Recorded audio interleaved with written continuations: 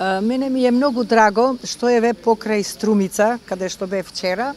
Можам денес да престојувам во село Муртино, во црквата Свети Ѓоргија, зашто во 2014 година реализиравме еден, мислам, доста интересен проект, кој се состоеше во тоа да се посетат 12 села во Македонија, но кои имаат цркви со име Свети Ѓоргија.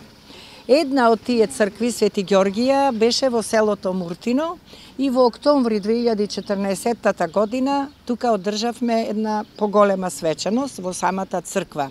Ни помогна многу и вашиот митрополит, а посебно градоначалникот Заев.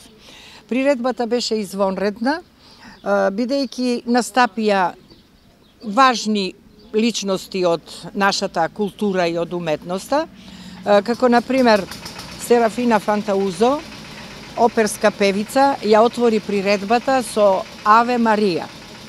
Потоа настапија десетина поети од Друштвото на писателите на Македонија, од кои се избираше во секое село, во секоја црква и по еден витез на поетите. Тука беше избран за витез на поетите познатиот македонски поет Чаловски Тодор. Дворот беше украсен со бројни седишта, со бројни луѓе и од Муртино и од Струмица, а автобусот носеше стотина луѓе кои ја реализираа таа приредба. Јас говорев за Свети Ѓорги, што ми е мене посебно во мојата принадлежност, предавам средновековна литература, а потоа настапи уметникот Живко Цветин, кој што црташе убави ружи и ги делеше на луѓето од Муртино.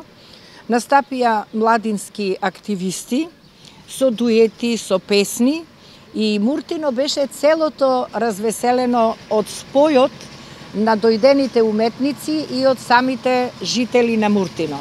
Од нив слушав само пофалби и кога си заминувавме, прашуваја кога пак ќе дојдете. Тоа беше многу пријатно. Па еве денес имав чест, излезе книга за сите 12 посетени села, со сите учесници во нив, па еве прво книгата ја подарувам на црквата Свети Ѓоргија, на Муртино, бидејќи поминавме извонреден ден. Тоа беше еден извонреден контекст со населението што живее тука, па и во сите цркви Свети Ѓоргија и едно запознавање на тоа население со нашите уметнички и научни достигања.